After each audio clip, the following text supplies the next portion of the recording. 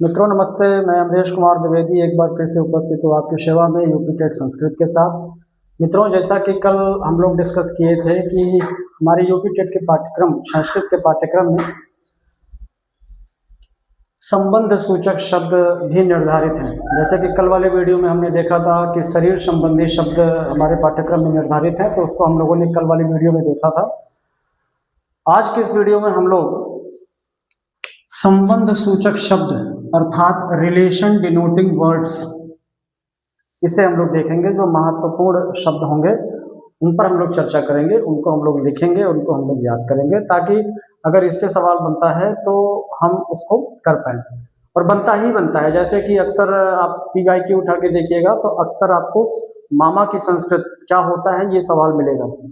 तो अगर मामा पूछ सकता है तो भाई कुछ भी पूछ सकता है। इस नाते सिर्फ मामा ही नहीं, मामा की तरह और भी जो महत्वपूर्ण संबंध सूचक शब्द हैं उनको भी हमें देख लेना चाहिए, ताकि अगर इनसे एक सवाल बनता है तो हमसे बन जाए। ठीक है, तो चलिए आइए शुरू करते हैं आज के इस वीडियो को। मित्रों देखिए, यहाँ मैंने हिंदी शब्द लिखा है, यहाँ मैंने संस्कृत शब्द लिखा है। ठीक है, दो कॉलम मैंने बनाया है। हिंदी शब्द वाले कॉलम में हिंदी शब्द लिखा है और संस्कृत शब्द वाले कॉलम में उसी हिंदी की संस्कृत लिखी हुई है। आपसे परीक्षा में हिंदी दे करके संस्कृत पूछ सकता है अथवा संस्कृत दे करके उसका हिंदी पूछ सकता है। ठीक है, मतलब हिंदी में शब्द दे दिया, पूछ लिया इसका संस्कृत क्या होता है, अथवा संस्कृत शब्द दे दिया, पूछ लिया इसका अर्थ क्या होता है। तो सवाल दोनों तरह से बन सकता है। जरूरत है हमें उन शब्दों से परिचित होने की, उन शब्दों को याद करने की। तो कल की वीडियो मैंने बताया था कि मैं जो भी लिखवाता हूँ अपनी दृष्टि में महत्वपूर्ण लिखवाता हूँ। संबंध सूचक शब्द और भी ढेर सारे होते हैं, क्योंकि संबंध तो ढेर सारे होते हैं, संबंध सूचक शब्द भी ढेर सारे होंगे, लेकिन उन सारे को लिख करके पोथा बनाने और उनको याद करके समय बर्बाद करने की आवश्यकता मुझे लगता है नहीं है। जो महत्वपूर्ण है, जिनसे प्रश्न बन सकते हैं, सिर्फ उन्हीं चुनिंदा शब्दों से आपको परिचित होना जरूरी है। तो चलिए शुरू करते हैं जो महत्वपूर्ण है। सबसे पहला शब्द है दादा। दादा आप जानते ही हैं, जो पिताजी के पिताजी होते हैं उन्हें हम दादा कहते हैं, ठीक, या बाबा कहते हैं। इंग्लिश में ग्रैंडफादर बोलते हैं या ग्रैंडपा बोलते हैं। ठीक है, तो उसे संस्कृत में क्या कहते हैं? पितामह। आपसे सवाल पूछेगा कि दादा की संस्कृत क्या होती है, तो ऑप्शन में 4 रहेगा, उसमें एक ऑप्शन पितामह रहेगा और वो आपका सही विकल्प होगा। यदि आपको पता है तो आप कर पाएंगे।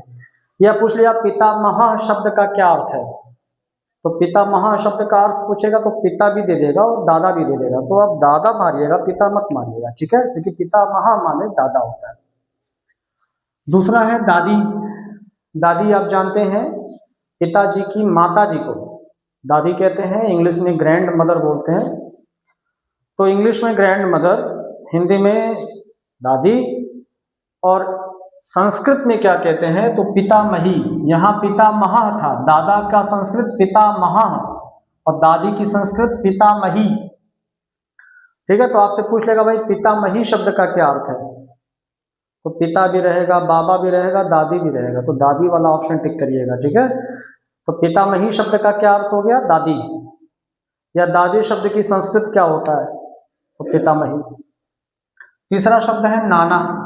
आप जानते हैं नाना कहते हैं माता जी के पिताजी को, माता जी के पिताजी को नाना कहते हैं। और नाना शब्द को संस्कृत में क्या कहते हैं तो मातामह।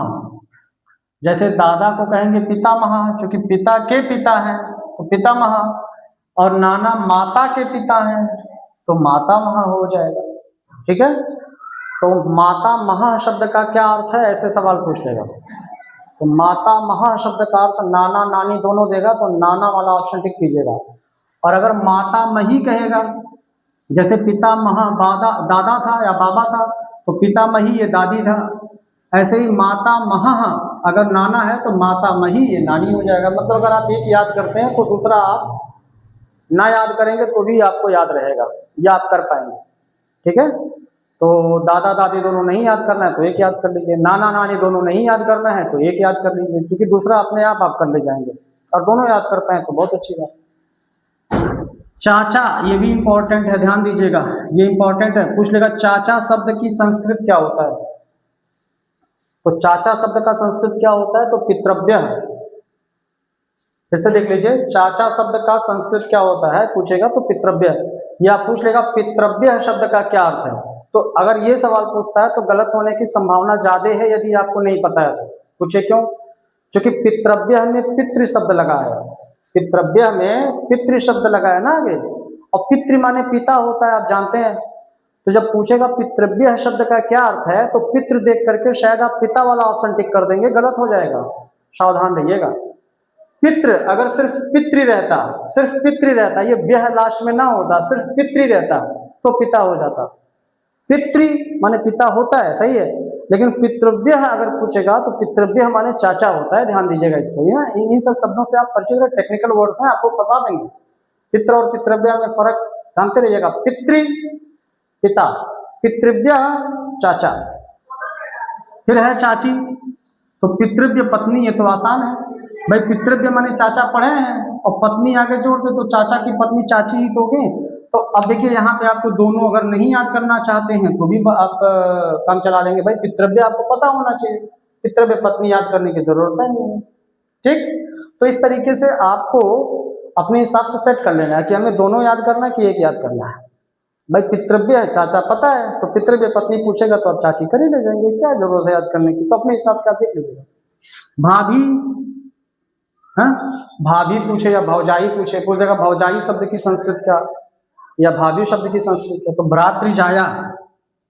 ठीक है भाई, ये भी आसान है, भ्रातृ माने भाई होता है, आप जानते हैं। या पूछ लेगा, अगर मान लीजिए पूछे भ्रातृ शब्द का क्या अर्थ है, भाई आपको पता है, भ्रातृ में कह रहा हूँ भ्रातृ, तो भ्रातृ शब्द का क्या अर्थ है आपको पता है। तो भ्रातृजाया पूछ रहा है, आपको पता होना चाहिए, जाया माने पत्नी होता है, इतना जो है ना, जाया, जाया माने पत्नी, तो भ्रातृजाया माने भाई की पत्नी, तो भाई की पत्नी भाभी तो होंगी। ऐसे ही आपको समझ समझ के याद करना है, ये नहीं कि बस केवल अंधाधुंध आप रटे जा रहे हैं, रटे जा रहे हैं, रटे जा रहे हैं, दिमाग आपका एकदम खींच जाएगा, डिस्टर्ब हो जाएगा। समझ के याद करेंगे तो लॉन्ग लास्टिंग भी होगा, मतलब लंबे समयावधि तक आपके मनोमस्तिष्क में बना रहेगा और आपको आनंद भी आएगा। तो समझ के याद किया करिए भाई। भ्रातृजाया, भ्रातृ माने भाई, जाया माने पत्नी, तो भाई की पत्नी भाभी होगी ना, तो भ्रातृजाया शब्द का अर्थ पूछे तो भाभी, या भाभी शब्द का संस्कृत पूछे तो भ्रातृजाया।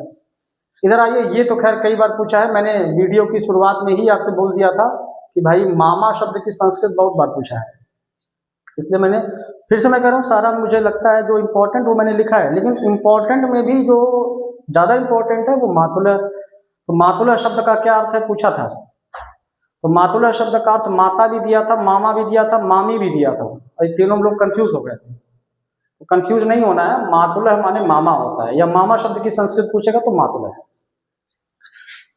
इसी तरीके से मामी मातुली हो जाएगा, जैसे यहाँ विसर्ग था तो पुल्लिंग था, और बड़ी की मात्रा लास्ट में तो स्त्रीलिंग हो गया ना भाई, महा जुड़ा तो दादा और मही जुड़ा तो दादी, यानी कि विसर्ग है तो पुल्लिंग और ई है लास्ट में तो स्त्रीलिंग। ऐसे ही अगर मातुला देखिए विसर्ग है तो ये मामा हो गया, तो अगर मातुली आ जाएगा बड़ी की मात्रा लास्ट में तो मामी हो जाएगा, विसर्ग है लास्ट में तो पुल्लिंग और ई लास्ट में है बड़ी तो स्त्रीलिंग। तो मातुला माने मामा, मातुली माने सॉरी मातुली माने मामी। इसी तरीके से इधर देखिए भाई, भाई की संस्कृत भ्राता, कहेंगे आप तो भ्रातृ बताए थे, भ्रातृ भी सही है, भ्राता भी सही है, दोनों एक ही बात है। क्लियर? तो पूछ देगा भाई भाई की संस्कृत क्या है, तो चाहे भ्राता रहे और चाहे भ्रातृ रहे, दोनों ठीक है। या भ्रातृ का हिंदी अर्थ पूछे तो भाई, भ्राता का पूछे तो भी भाई। अब पूछ देगा सगा भाई की संस्कृत क्या होती है, तो सहोदर, ये भी इंपॉर्टेंट है। आपसे पूछ लेगा भाई सहोदर शब्द का क्या अर्थ है, सहोदर, तो सहोदर माने याद रखिएगा सगा भाई होता है। कहेंगे तो दोनों तो भाई ही हैं, हाँ दोनों भाई ही हैं, लेकिन भाई आप किसी को भी बोल सकते हैं, ठीक है, नॉर्मल शब्द है। जैसे इंग्लिश में एक होता है ब्रदर और एक होता है ब्रदरन। इंग्लिश में एक होता है ब्रदर, BROTHER ब्रदर, और एक होता है ब्रदरन, BROTHREN ब्रदरन। तो ब्रदर माने भी भाई होता है, ब्रदरन माने भी भाई होता है। ब्रदर एक सामान्य शब्द है जो भाई के लिए यूज होता है। सॉरी, ब्रदरन जो है ना ये सामान्य नहीं, ब्रदरन, ये ब्रदरन सामान्य है। ब्रदरन एक सामान्य शब्द है जो भाई के, जैसे मान लीजिए दो मित्र हैं, ठीक है, तो स्नेह बस एक दूसरे को भाई कहते हैं, तो इंग्लिश में से उन दोनों को ब्रदरन बोलेंगे। फिर से सुन लीजिए, अगर दो मित्र हैं, स्नेह बस एक दूसरे को भाई समझते हैं, मानते हैं, कहते हैं, तो वहां भाई की इंग्लिश ब्रदर नहीं, ब्रदरन होगा, ठीक। लेकिन अगर सगा भाई है,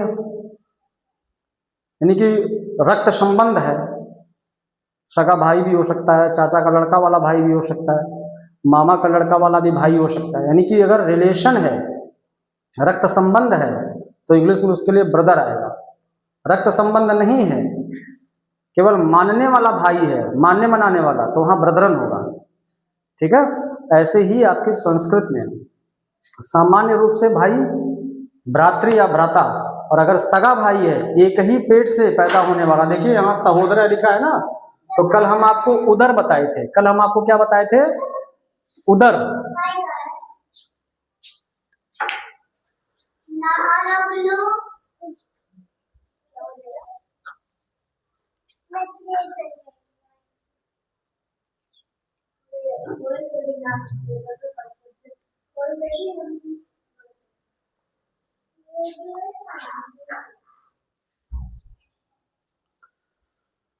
तो ये समझ में आया, भाई सामान्य शब्द है, तो भाई पूछता है भाई का संस्कृत क्या होगा, भ्रातृ या भ्राता। और ये सहोदर लिखा है ना, कल हम आपको बताए थे, देखिए इसमें गुण संधि है, जब इसको आप तोड़ेंगे, संधि विच्छेद करेंगे, तो सह धन उदर हो जाएगा। तो कल मैंने आपको शरीर संबंधी शब्दों में उदर लिखाया था ना, उदर माने पेट लिखाया था, और सह माने होता है साथ, तो पेट के साथ माने एक ही पेट से, तो एक ही पेट से जो जन्म लेगा वो क्या होगा, सहोदर, और हिंदी में वो क्या होता है, सगा भाई। तो इस नाते यार जब सगा भाई आपसे पूछे तो सहोदर वाला विकल्प ढूंढिएगा, ठीक है। और अगर भाई पूछता है नॉर्मली, तो आप भ्रातृ या भ्राता। बहु, बहु की संस्कृत वधू जानते होंगे, स्नुषा पे आप ध्यान रखिएगा, ये आपके लिए नया शब्द हो सकता है, तो जो आपके लिए नया शब्द है उस पर विशेष फोकस। पूछ लेगा स्नुषा शब्द का क्या अर्थ है, तो स्नुषा शब्द का अर्थ बहु होगा।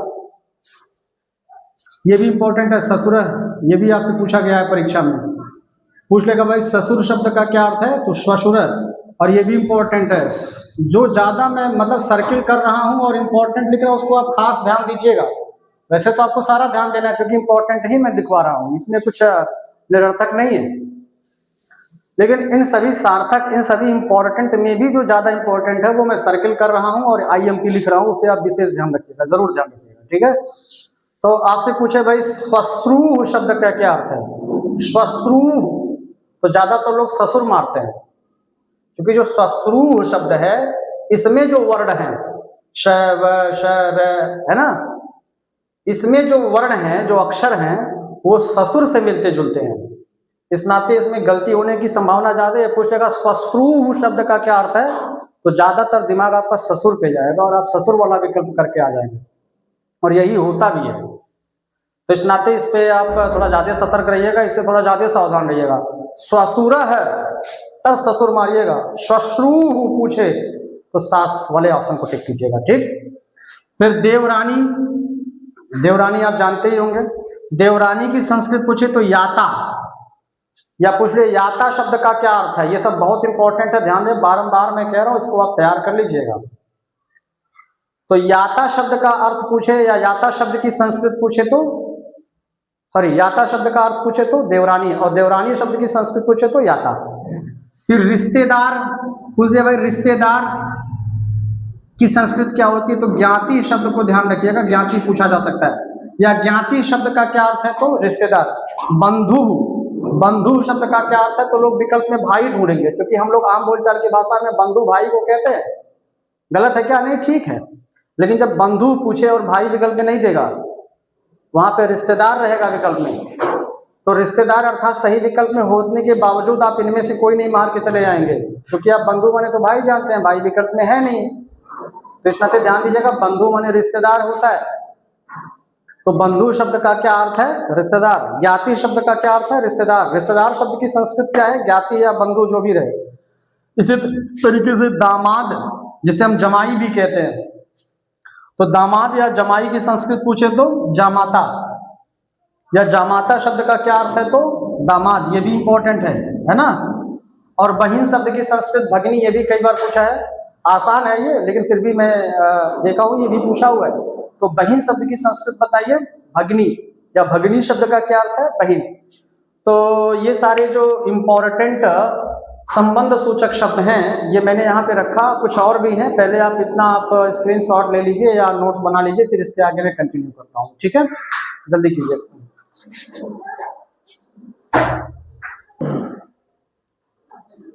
हो गया। अब इसी क्रम में कुछ और महत्वपूर्ण शब्द देख लीजिए जो आपसे परीक्षा में पूछे जा सकते हैं। तो यहाँ लिखा हुआ बहनोई। बहनोई जानते हैं? नहीं जानते हैं तो यहाँ से पता चल जाएगा। भगिनी पति लिखा हुआ है। तो भगिनी माने अभी आप पीछे देखे थे, भगिनी माने बहन होता है, पति माने पति। तो बहन के पति, जिसे हम जीजा भी कहते हैं। ठीक है, तो जीजा कहे या बहनोई, आपसे अगर उसकी संस्कृत पूछता है तो भगनी पति अगर ऑप्शन में रहता है तब तो सरल ऑप्शन है ना। भगनी माने पता है आपको, बहन, और पति माने पति पता है, तो बहन के पति या बहनोई आप कर ले जाएंगे। तो बहनोई शब्द की संस्कृत पूछे और भगनी पति ऑप्शन में रहे तो सरल ऑप्शन है। लेकिन आवुत्तः दे दे, क्या? आवुत्तः, आ वा पर छोटा ऊ की मात्रा, आधा तय पूरा तय विसर्ग, आवुत्तः, है ना। पूछ ले भाई बहनोई शब्द की संस्कृत होती है, तो 4 विकल्प में एक विकल्प आवुत्तः दे देगा। नहीं पढ़े रहेंगे, आपके लिए नया शब्द है ये, शायद अगर आप नहीं पढ़े हैं तो आप गलत कर ले जाएंगे। या ऐसे पूछ ले आवुत्तः शब्द का क्या अर्थ है, तो आवुत्तः शब्द का अर्थ पूछेगा तो क्या करिएगा? बहनोई। जानते रहिए। भांजा, ये आपसे एग्जाम में पूछा जा चुका है, भांजा पूछा जा चुका है। मैं फिर से कह रहा हूं, मैं सारा अपने हिसाब से इंपॉर्टेंट ही लिखवाया हूं, लेकिन उनमें भी जो ज्यादा इंपॉर्टेंट है उसे मैं हाईलाइट कर रहा हूं, सर्कल कर रहा हूं, IMP लिख रहा हूं, उनको आप कतई मत छोड़िएगा। तो पूछ ले भाई भांजा शब्द की संस्कृत क्या होती है, तो भागिनेय रहेगा विकल्प में। या पूछ ले भागिनेय का क्या अर्थ है, तो लोग बहन वाला ऑप्शन टिक कर देते हैं, क्योंकि भागिनेय में भागिनी है, तो भागिनी माने लोग बहन जानते हैं तो वही बहन कर देंगे। तो भागिनी माने बहन नहीं होता, ये भी आप ध्यान दीजिए। भगिनी माने बहन होता है। यहाँ देखिए भगिनी, भा पे मात्रा नहीं है, तो भगिनी माने बहन, ठीक। लेकिन भागिनेय माने बहन का लड़का, अर्थात भांजा। तो ये ध्यान दीजिएगा। और ये फूफी फूफा में से एक इंपॉर्टेंट है गुरु, इसको ध्यान दीजिएगा। फूफी फूफा, फूफा आप जानते हैं, तो फूफा की संस्कृत पूछे तो पितृस्व श्रीपति। फिर से मैं कह रहा हूं, दोनों में से एक ज्यादा इंपॉर्टेंट, दोनों में से कोई भी आपसे पूछ सकता है, इंपॉर्टेंट दोनों है। तो पूछ लेगा भाई फूफा शब्द की संस्कृत क्या होती है, तो पितृस्व श्रीपति, पितृस्व श्रीपति। या पूछ ले पितृस्व श्रीपति का क्या अर्थ है, तो फूफा। और पितृस्वसा, पितृस्वसा, पितृस्वसा, तो पूछ ले पितृस्वसा का क्या अर्थ है, फूफी। या फूफी की संस्कृत क्या है, पितृस्वसा। तो ये सब ध्यान दीजिएगा। ऐसे ही मौसी, क्योंकि फूफा फूफी, ये फूआ किससे जुड़ी हैं, पिता से। भाई बुआ किसको बोलते हैं, किसको बोलते हैं, पिता की बहन को ही तो बुआ बोलते हैं। तो जब बुआ अर्थात फूफा फूफी से संबंधित रहेगा तो उसका जो संस्कृत होगा वो पितृ अर्थात पिता से संबंधित होगा। और मौसी मौसा किसको बोलते हैं, मौसी किसको बोलते हैं, मौसी का संबंध किससे है, पिता से कि माँ से, माँ से, माता से। तो जब मौसी की संस्कृत पूछेगा तो मातृ से जुड़ा हुआ शब्द सही होगा। देखिए मातृ माने माता, और मौसी और माता का संबंध बहन बहन का है। तो मैं फिर से कह रहा हूं, अगर फूफा पूछता है या फूफी पूछता है तो वो पितृ से संबंधित शब्द सही होगा, और मौसा या मौसी पूछता है तो मातृ से संबंधित शब्द सही होगा, है ना। इसे समझ के पढ़िए ना कि खाली अंधाधुंध रट रहे हैं, कह रहे हैं कि बड़ा कठिन है संस्कृत, बड़ा कठिन है संस्कृत, याद ही नहीं होता है। अंधाधुंध याद करेंगे तो फिर कठिन लगेगा ही। तो मौसा मातृस्व श्रीपति, मौसी मातृस्वसा, जैसे यहाँ फूफी पितृस्वसा, मौसी मातृस्वसा, फूफा पितृस्व श्रीपति। ये श्रीपति शब्द यहाँ भी जुड़ रहा है, श्रीपति। बस यहाँ पितृस्व था क्योंकि फूफा का संबंध पिता से है, ऐसे मौसा का संबंध माता से है, तो फिर माता वाला जब लेंगे तो मातृस्व श्रीपति। नौकर, नौकर की संस्कृत होता है भृत्यः, चाहे प्रैस्यः, चाहे अनुचरः। ठीक है, 3 संस्कृत होता है। आपसे पूछ लिया भृत्य शब्द का क्या अर्थ है, इंपॉर्टेंट है ये भृत्य, इन तीनों में ये भृत्य इंपॉर्टेंट है। पूछ लिया भाई भृत्य शब्द का क्या अर्थ है, नौकर। या पूछ लिया अनुचर शब्द का क्या अर्थ है, नौकर। या पूछ लिया प्रैस्य शब्द का क्या अर्थ है, नौकर। या नौकर की संस्कृत क्या होती है, तीनों में से जो भी रहे। ठीक है, इधर आ जाइए शत्रु। शत्रु की संस्कृत अरि, आप जानते होंगे। रिपु भी होता है, वैरी भी होता है। अच्छा देखिए, आपके पाठ्यक्रम में अगर आपने अवलोकन किया होगा तो पर्यायवाची भी दिया है, तो ये कहीं से भी निरर्थक नहीं है, याद रखिएगा। अगर संबंधवाची शब्द इस टॉपिक से सवाल बनेगा तो उसके लिए भी है, और पर्यायवाची इस टॉपिक से सवाल बनेगा तो उसके लिए भी है। तो बताइए, 2 in 1 है ये, तो फिर छोड़ना क्यों भाई 2। तो इसे आप अवश्य तैयार कर लीजिएगा। ठीक है, अब इसी क्रम में 2 और है, उसे भी आप देख लीजिए। अगला शब्द है सखी। सखी शब्द का संस्कृत पूछता है तो ध्यान दीजिएगा, आलिह और वयस्याह। ठीक है, आपसे पूछे कि सखी शब्द की संस्कृत होता है तो आलिह रहे या वयस्याह रहे, दोनों में से कुछ भी रहेगा, आपका सही ऑप्शन होगा, सही विकल्प होगा। या आपसे पूछे कि भाई वयस्याह शब्द का क्या अर्थ है, सखी। या आपसे पूछे आलिह शब्द का क्या अर्थ है, सखी। कुल मिला करके शब्दों से आप परिचित रहेंगे तो आप कर पाएंगे, इस नाते आपको शब्दों से परिचित होना जरूरी है। अगला शब्द है वेश्या। ठीक है, वेश्या के ये दोनों शब्द ठीक है। आपसे पूछेगा भाई वेश्या शब्द की संस्कृत क्या होती है, तो वार स्त्री दे दे विकल्प में, या गणिका दे दे। ठीक है, या पूछ ले भाई गणिका शब्द का क्या अर्थ होता है, या आपसे पूछ ले वार स्त्री शब्द का क्या अर्थ होता है। अगर जानते रहेंगे वेश्या होता है तो फिर वेश्या वाले विकल्प को आप कर पाएंगे। तो मित्रों, ये मैंने जितने भी आपको संबंध सूचक शब्द लिखाए हैं, ये मेरी दृष्टि में महत्वपूर्ण हैं, और मैं आपसे यही अनुरोध करूंगा और आपको एडवाइस भी दूंगा कि आपको इन सारे शब्दों को तैयार कर लेना चाहिए, ताकि इनसे यदि सवाल बने तो आप कर पाएं।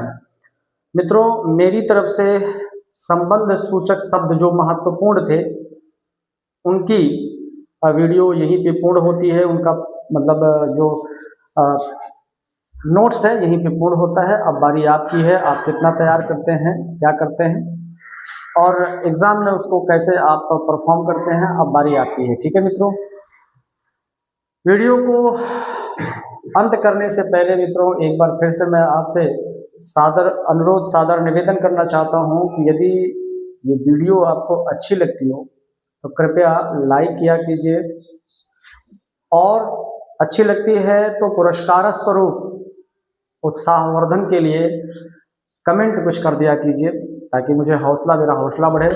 और यदि नहीं भी अच्छी लगती है वीडियो में कुछ कमियां आपको दिखती हैं, वॉइस की या फिर विजिबिलिटी की या फिर कुछ और, तो आप कमेंट बॉक्स में सलाह जरूर दे दिया कीजिए, ताकि आपका ये अनुज, या आप अगर हमसे छोटे हैं तो आपका ये अग्रज उसमें सुधार कर सकें और बेहतर आपके लिए निरंतर करता रहे।